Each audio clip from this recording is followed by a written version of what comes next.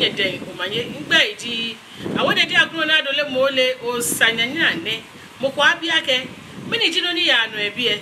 o flanyo mini ji pa ye pram ni amie oji ameche adafitwa na agbe ni sa ne ka wo fe wa de ni pram ma che teshin itin teshin ye pram ma na emi bia na jasi e ba ho edamoshi e choboni ayala ha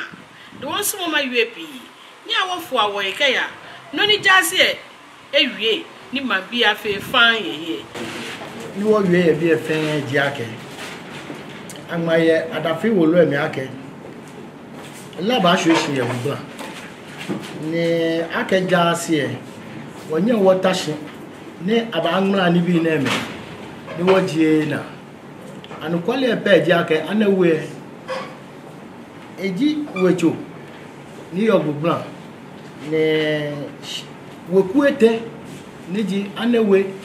wekue usuwe wekue ke ablan ko wekue ame no na me fi ojasi ye pram ame na me yo hegbe na me to oche ne cheyelie anewe wekue pe ni yo hegbe na eji omoko ne kele ba na to oleche ne anukwale huni yo meji ake ne waka tete waka ni jiete ajele ye cooperate waka we ni anawie ye shina ete niji abedoku masrowe tete jalabi agbowe ke cooperate waka we ameshina ekome eyaje gbugban inshona niji lower of from e waka shame no na me ba yiche ameja mi ke cooperate ye ke waka ho eyi ne ka wakwe ne na anokwe ni atole gbugban ni eye ke chon cooperate wakashinya ami eye cooperate shinya ami e wo amonto na ni gbe e bakashi ha me kunwe be wakabiye ni e wa ke ha me na me ata omoko na me gbo echo ne abaka eja ase ni ana akele isane yeche e wo atole ye bemi ne zanatole she eto mi eno woye numo sabuabe ni wosenche numo tela bia bebe wale na kale baake e ba ko ese kwemo numo tela bia na wale abeke imeze ha tela bi no we ya shiye abeke ba yi manche e ba yi manche e atao onupa ekome ni fita jasi e ni lakame ake ane iche she kame ba ya blochi no mi wotane atonene wakani jete ehwe ne o ba jelepo ko kala chon mo abene ke plen abeke la ba hweshi won che IGP ke police ke mo fiamo ni ekoi ake amo abe na bie dansan no de woni la ba hweshi ejake sebi tafla che ni ba gbugba ma na enye na ko yo papa ni twanya wonu wota bia na mo ko yin echo mo ko yin ete e wote fi ote ni lashu o she che wo mo le wole ake o manye ni na fi ole ko o manye e wo ke abe ke plen wole no no ba fi abe ebe wale fi cheme ebe wale fi jase e fi ta jase e ba e wo shi ne ba fita jasi e ni sarka afe ni afe ni ka anonyam abagugbran ma ne e ja ka gugbran ma e ka sheche e shebe no ba gugbran ma no ni wo manche ni wo hu wahia abani na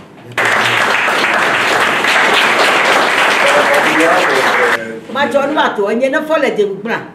enye na fole atele na na fo enye atele aki ena kaso atele anoko eje sevio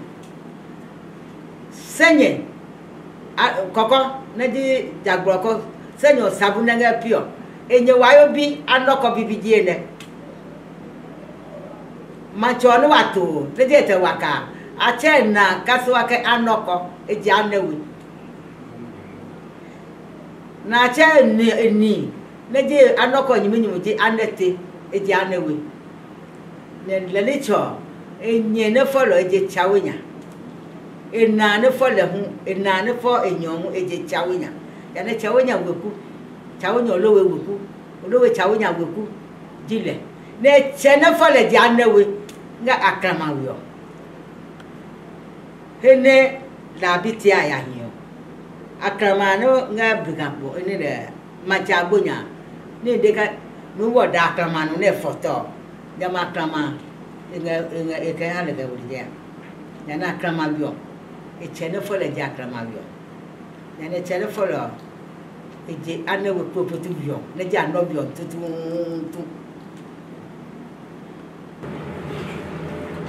what I want to say is that from as we all speak, when you came, you enjoyed a peaceful atmosphere. And these people who are calling for bloodbath, they are about 2 or 3. Yes, they are members of the JASI. They are supposed to be part of whatever we are doing. But just as I have said earlier on, God only knows what they are up to. And as we speak, the family who took the matter to the regional house of chief have decided to take the matter out. And we have no intent of battling with anybody. In my capacity as the secretary of the Anewe 3 gates, I've had the opportunity in talking to the heads of the other gates. And in my conversation with them, they let me know that they don't have any problem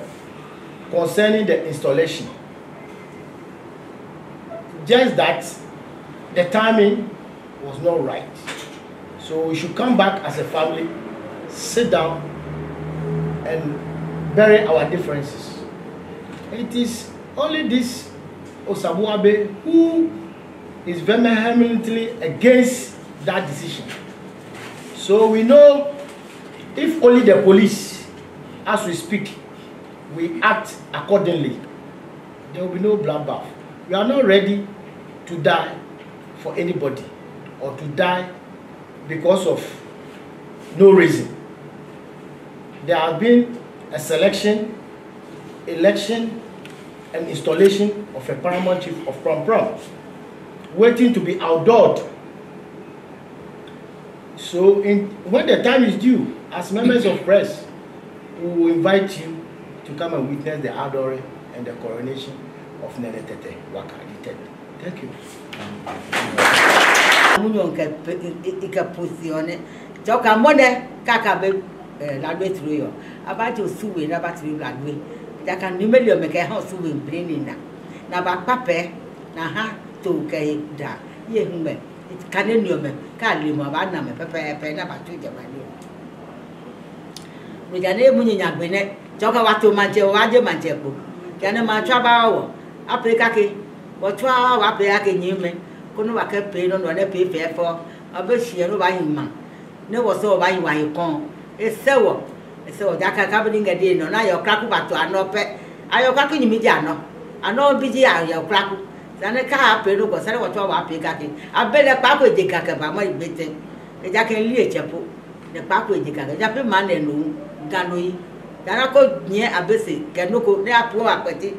ne bo no wa pota ko wa ya nyima so wo twa wo ku ka ke to jiwo wange ne dokumeba ano ngene dokumeba mbenya makane selle ni ne ba ano kwa akra ni ne ba na no ngele je olowe maba jana mbenya makale ni pi ano ngele ku ji matwa ba jana ano ji manche ne bi men nge manche yone ano bi men nge manche yone you abladi abi bleje tu afan ki a shi wa pe ko won ngba idi awon de dia kro na dole mo le o sanyanya ne ye fe nye ke sia ko mo shiro